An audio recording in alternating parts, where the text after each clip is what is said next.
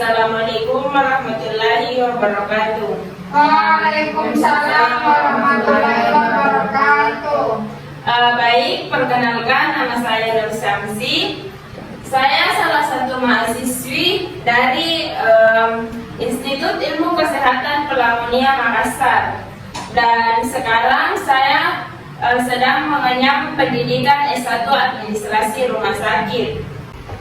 Baik, sebagai tenaga kesehatan, di sini saya akan melakukan penyuluhan tentang HIV. Di sini apakah ada yang sudah tahu apa itu HIV? Belum. Jadi HIV adalah virus yang merusak sistem kekebalan tubuh dengan menginfeksi dan menghancurkan sel CD4.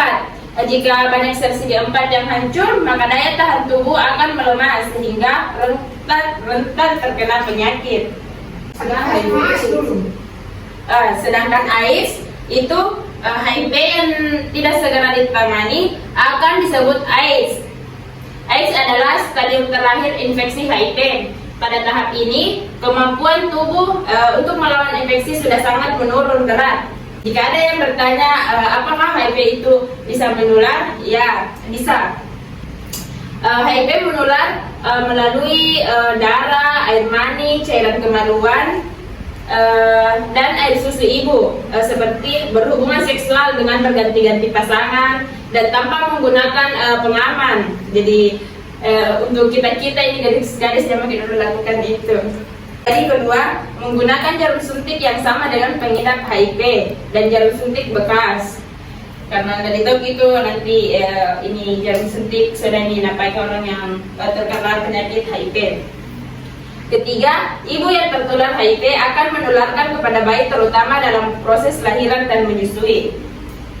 Tapi HIV ini tidak akan menular melalui air mata, keringat, kencing dan ludah, gigitan serangga seperti nyamuk, alat-alat makan dan minum, mandi di kolam renang atau menggunakan WC, pakaian bebas pengidap HIV atau bekas. Sampai di sini ada yang mau ditanyakan? Baik, saya lanjutkan. Misalkan ketika terserang HIV atau AIDS itu, kebanyakan penderita mengalami flu ringan 2-6 minggu.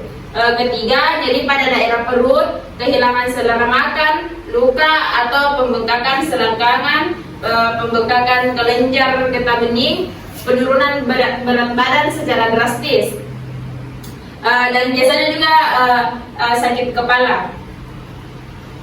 Dan sampai sekarang belum ditemukan obat untuk menyembuhkan HIV, tetapi ada jenis obat yang dapat memperlambat perkembangan virus. Jenis obat ini disebut sebagai antiretroviral atau ARV.